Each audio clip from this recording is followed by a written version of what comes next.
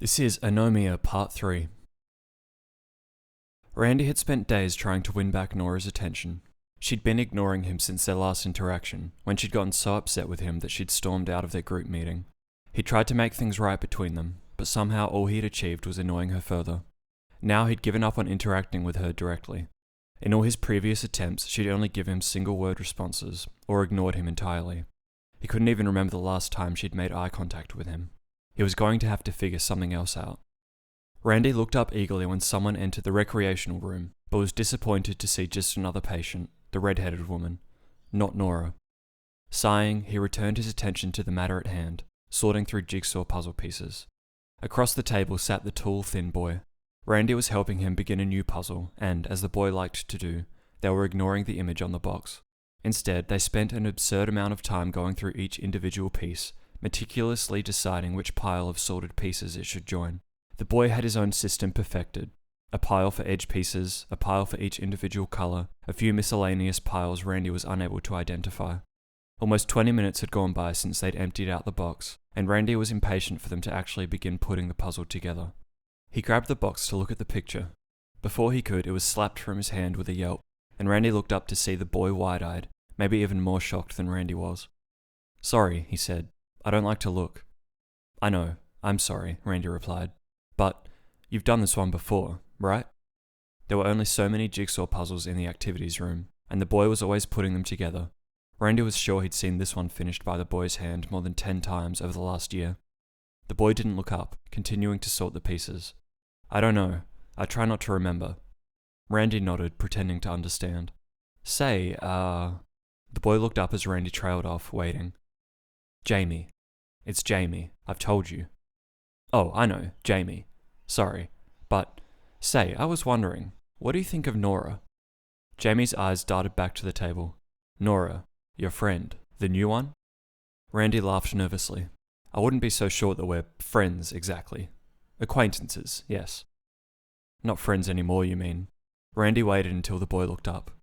"After that fight you had, in group." "Right." Randy sighed, regretting that their little squabble had been so public. "You were there, Jamie. Jamie. Do you think I was rude to her?" "I don't know. I didn't really know what you two were arguing about." Randy wanted to say that he felt the same, but managed not to. "Thanks," he said, wondering what exactly it was he was thankful for. "Anyway, like I asked before, what do you think of her?" "What do you mean?" "I mean, have you talked to her at all? What's your opinion of her?" The boy sighed and continued sorting. "We've talked a little bit since she got here. She's nice. Nice to me, anyway. Pretty, too." Randy nodded, waiting for more, until the boy looked up, his cheeks burning red. "Oh, no need to be embarrassed. I agree, Jamie," he said slowly, with a sigh. "I agree. She is quite attractive. You can relax. I'm not going to tell her you said that." Jamie nodded, looking back at the puzzle, carefully considering each piece and which small pile it belonged to. Randy had often wondered how the boy could sit in the same chair day after day, putting the same few puzzles together over and over, never seeming to grow bored or frustrated. "How long have you been here again?" Randy asked. "Almost a year." "Same as me," Randy said with a proud grin. The boy nodded, returning a smile, though a little forced. "It's a long time to be doing the same thing over and over, isn't it?" The boy shrugged. "I enjoy it. It passes the time. But don't you think it'd be nice to have something a little exciting happen? You know, something out of the ordinary. Just once. Have a little rush." The boy shrugged, seemingly only half listening. "It's okay," Randy said with a sigh. He pushed his chair back and stood. "I'll let you get back to it. Enjoy yourself, Jamie." "Right, Jamie." Randy turned and left Jamie to his puzzle, realizing that this may be more difficult than he thought. It was going to take some work to fully realize his plan, but when he did, Nora would appreciate him and talk to him again, as a friend, and he could finally return to finding out what made her so special. Special enough that she was still the only person whose name he could remember. Nora. Randy's day progressed as usual. The only thing different was the doctor's recommendation for a new medication, as the concoction Randy had been using for so long had yet to make any noticeable difference. He accepted her request, immediately getting the new drugs from the dispensary at her insistence and taking one. He wasn't worried about combining different prescriptions anymore. He'd been taking so many different ones for so long that one new one was unlikely to have any negative impact. Afterwards, while in his room laying on his bed, considering his plan to win back Nora's affection, he looked at the label on the small bottle that the woman at the dispensary had given him. It was labelled with a bunch of letters that appeared almost entirely random to Randy's eye, with a short description below of its intended effects on repairing the taker's memories. On the back of the bottle, Randy read the many potential side effects, as he always liked to do. They usually baffled him. One, because they were so numerous and unlikely. After all, he'd never experienced a single negative one in all his time at the hospital. And two, it was entirely unclear how something that could help with his memory could also affect other seemingly unrelated areas. Among the list were potential loss of sleep or completely revamped sleeping pattern, erratic and disruptive behavior, unreasonable false confidence, altered personality.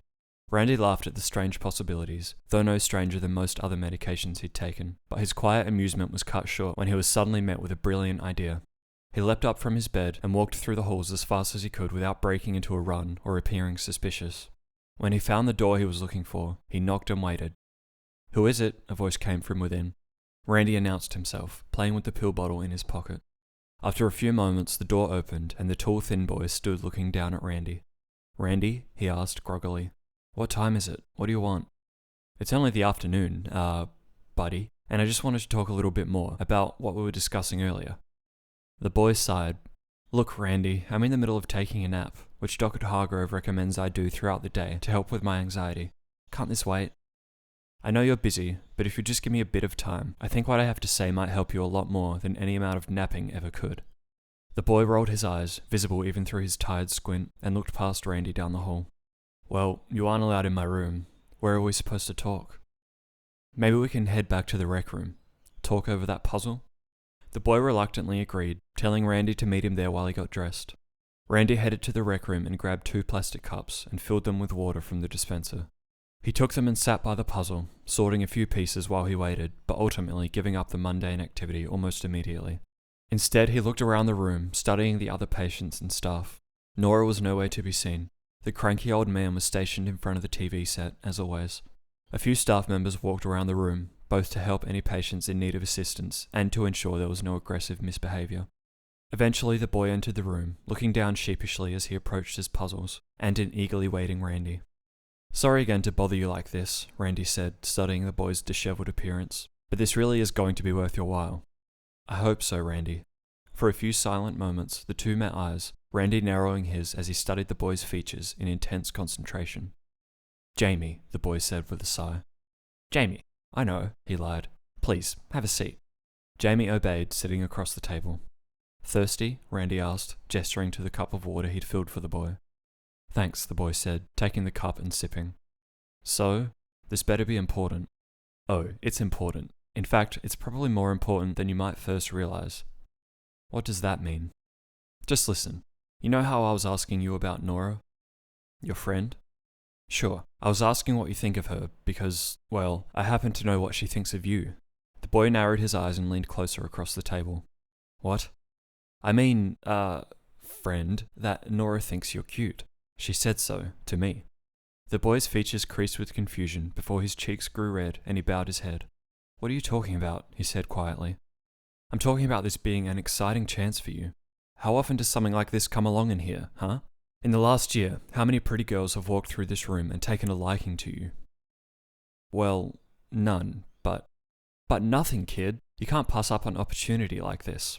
If you do, nothing will ever change in here for you. It'll be puzzles, naps, drugs, and therapy all day and all night for another whole year. If you aren't willing to break up the monotony of your life now with this perfect opportunity thrown right into your lap, then I'm afraid you may never get another chance. And that's not time I'd consider well spent. Would you?" The boy considered Randy's words. "Well, I've been trying to get better." "And you are, believe me. I've seen your progress. And that's why I know this can only be good for you. I know you, buddy. I know that Nora would be good for you, and that you'd both hit it off." Randy could see the boy slowly coming around to the idea, but still unsure. "How many times have I let you down in the time we've known each other?" Randy asked. The boy hesitated. None, I guess." "Right. Trust me, friend." "I don't know, Randy." "What's not to know? I guarantee you, make a move on her, and you two will be like 2 peas in a pod." "I mean, I barely even said a word to her since she got here." "Exactly, kid. You've got a clean slate, which means endless possibilities. You already know she's interested. All you have to do is make the first move. The boy sighed, leaning back and folding his arms in thought. Randy watched him with an eager smile, giving an encouraging nod every now and then when their eyes met. The boy took another sip of water and looked around the room before speaking again. Alright, I guess I'll give it a shot. There you go, Randy exclaimed, standing and raising his fists in triumph. He ignored the few odd looks he received from the other people in the room. Trust me, pal, you aren't going to regret it. Your time in here is about to start passing much faster. The boy smiled, though was still a little apprehensive in his brow, eventually leaning back over his puzzle and sorting through some more pieces. Thanks, Randy, he said, not looking up. Randy understood. The boy had a lot to think about, and getting back to the puzzle probably helped him calm his mind and sort his thoughts. Randy slapped a hand on the boy's shoulder before leaving, heading for the door. He turned back at the entrance, looking at the puzzle table, and the boy craned over it, taking another drink from the cup of water, this one a little longer. Randy grinned, relieved and a little proud that he'd been able to dissolve the medication in the liquid long enough for the boy not to notice as he swallowed its contents. With his plan in place, Randy fell asleep easier than he had all week since upsetting Nora. Now that he'd effectively set up a romance between her and the thin boy, he was sure Nora would return to him, grateful for the assisted companionship, and finally start talking to him again, returning to their friendship. Once she did, he'd be able to learn enough about her to find out what made her so special. And, of course, as a small bonus, she'd have a new romantic partner to cure her boredom. In the morning, however, something seemed wrong. He walked the halls looking for both the boy and Nora, but couldn't find either of them. He first checked both their bedrooms, wondering if they'd hit it off so well that they'd broken the rules for some required privacy, though both rooms were empty. All the patients he then asked had no clue of their whereabouts, and the staff simply avoided his questions with disappointed headshakes. It didn't take long for Randy to panic. Perhaps his plan had been a little too clever, worked too successfully. The two may have discovered their love for each other even earlier than he'd planned, and left the facility, deciding their affection was all they needed, and no amount of therapy could compare. Eventually, Randy went to the doctor's office, who he was also yet to spot all morning. He knocked on the door but didn't wait for a response, instead bursting in with impatience and anxiety at where his friends may have disappeared to. "Doctor, I'm sorry, but have you seen—" he began, but stopped soon after. The doctor stood at the intrusion, apologizing to the guest seated across from her desk. Nora. Nora turned and looked up at him with a grave expression before facing back to the doctor. "Randy, please, you can't just come in here like that. This is a private meeting," the doctor said. Dr. Hargrove, he remembered, looking at the name on her desk.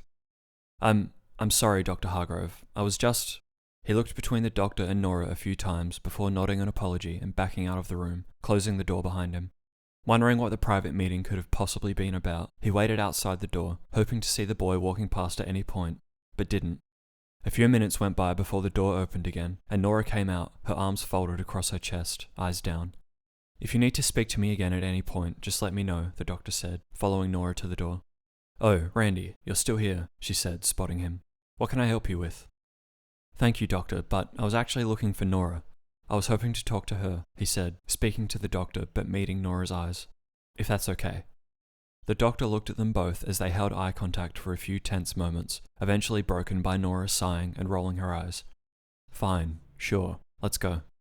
Randy beamed and nodded goodbye to the doctor, following Nora through the corridors to the rec room. They passed the puzzle table, unoccupied, though the puzzle he and the boy had been sorting still lay in its divided piles. Randy and Nora sat in the beanbag chairs in the relatively secluded library corner, the only two people in its space, able to have a somewhat private conversation. "What do you want, Randy?" Nora asked. Her impatient tone was more subdued than it had been the last few times they'd seen each other. "Nora, is everything alright? What was going on with the doctor?" Nora leaned back and closed her eyes. "It's not... I don't know. I'm not sure I want to talk about it." Randy leaned closer, elbows on his knees in the beanbag chair. "Please, Nora, I know I upset you, and I'm sorry about that, but I want to help. I want you to talk to me again." Nora sighed. "It's that kid, Jamie." Randy's stomach seemed to fall through the floor. What happened?" "I don't even know how to..." She sighed again, refusing to meet his eyes. "I just told the doc everything, so I'll just give you the short version. Last night, in the middle of the night, Jamie came to my room, knocked on my door, and I answered, thinking it was staff or something. When I saw it was him, I asked what he wanted, said he wasn't supposed to be in the women's quarters at night, not even supposed to be out of his room. He said he wanted to see me, wanted to talk to me, get to know me better or something. I laughed and said that was weird, and then he tried to kiss me. just leaned in with this look in his eye. I don't know. I kind of freaked out, screamed I think, and pushed him away. He fell back, and some staff came right away, hearing the commotion. They took him away, and he kept saying he was sorry, but I don't know. It all happened so fast. I feel a little bad for him, but, I mean, I don't know what he thought would happen. Coming to my room like that in the middle of the night, trying to... I just don't understand. Nora shook her head in sad confusion, while Randy had temporarily forgotten how to breathe. So, you're okay? He managed after clearing his throat. I'm fine. I was more shocked about the whole thing than anything. I'm more worried about him. I don't know where they took him, but I don't think he's going to be back here anytime soon. Good. I'm glad you're okay. That's not what he began, trailing off. What did you want to talk to me about, Randy? Nora asked. She met his eyes, but he quickly looked away, his guilt too overwhelming. Look, Nora continued. I know I've been an asshole, ignoring you and all that, but you really just don't understand what it's like for me being here, and seeing you walking around with your name forgetting just doesn't help. I just want to say I'm sorry, Randy. I don't know how long we'll be in here, but it's probably not worth staying mad at you for however long that is. Randy closed his eyes, his breath finally returning, trying to keep it steady along with his heartbeat. There was no way he could let Nora apologize to him after what she'd just detailed.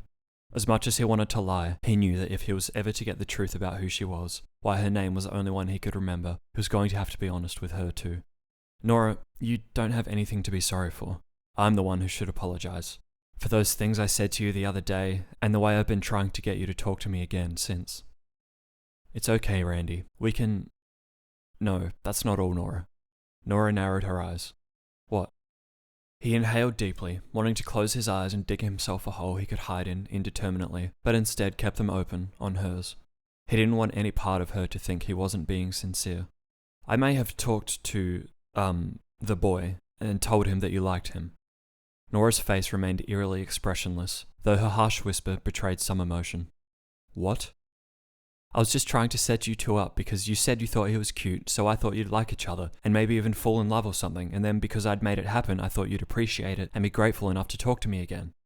Randy waited for her reaction, but all she did was stare at him, no change in her expression. I'm sorry, Nora. I really am. I didn't think you would. I just wanted... What? What did you think would... She closed her eyes and tried to relax. You said he was cute, so I just thought...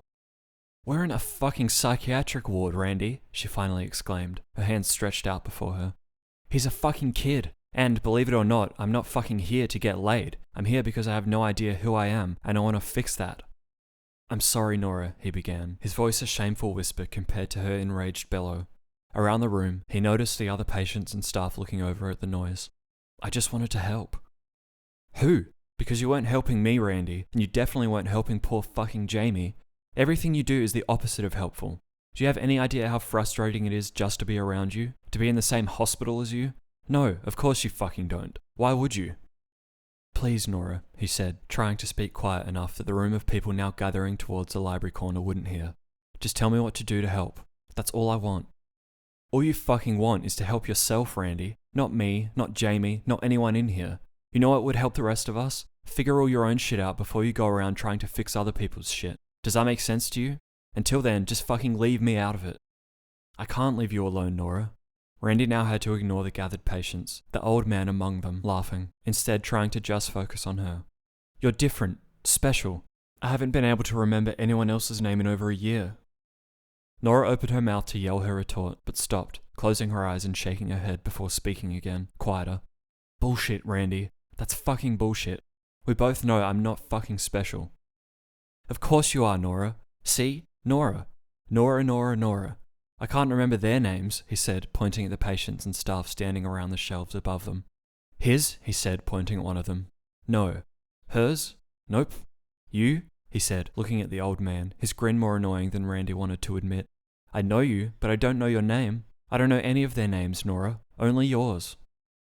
The only reason you can remember mine, that you think I'm special, is because your fucked up brain chooses to pretend I am. What is going on here? A familiar voice interrupted. Randy and Nora heard it but didn't move their eyes from each other's. While Randy's were pleading, Nora's were seething with anger. You two go back to your rooms, right now. Randy finally broke their gaze, not wanting to feel Nora's burning into his anymore. The doctor, Hargrove, glared at them both, continuing, You're causing far too much of a disturbance. I don't want to have to sedate you. Randy had never seen or heard Dr. Hargrove so frustrated or disappointed in all his time at the hospital, but seeing the look in her eyes, her hands on her hips like an impatient parent, he realized the scene he was causing with Nora had gotten too far out of hand. He looked around the room. Everyone who had been tending to their own activities had now gathered around their little library corner, standing over them to watch the argument. "I'm sorry," Randy mumbled, mostly to the doctor, turning to Nora to offer a more sincere apology. Before he could, she stormed away through the crowd and left through the rec room doors. He watched the space where she disappeared for a few sorrowed moments before turning his attention back to the doctor. "I didn't mean..." "Please, Randy." The doctor closed her eyes, too frustrated to deal with him. "Just go back to your room." He nodded, keeping his eyes on the floor as he awkwardly pushed past the crowd, feeling each of their eyes glued to him as he exited the room and headed for his own. He lay in his bed, embarrassed and ashamed of everything he'd done. He'd only been trying to help, but his intentions clearly weren't important now. Because of him, the young, thin boy, who'd only wanted to sort and piece together his puzzles, had likely been escorted from the hospital. The normally caring doctor had shown Randy a fierce disapproval he'd never seen. The entire ward had witnessed his most shameful failure, and worst of all, Nora thought even less of him than she did before he tried to help. All he'd wanted was her to speak to him again, to learn more about each other, so that he could finally discover what made her so special, why he could remember her. Instead, he was further from that truth than he'd ever been. As he lay in his bed, arms folded over his face to hide him from the world, Nora's final stinging words replayed in his mind, over and over. His brain was fucked up, as she'd put it. Randy would admit it long before anyone else, but hearing it from Nora's lips with such venom made his spine shiver and his eyes well. Exhausted from all the argument and its many implications, each replaying over and over in his mind, Randy rolled over in his bed, burying his face into his pillow, wanting nothing to do with the world or anyone in it for the foreseeable future.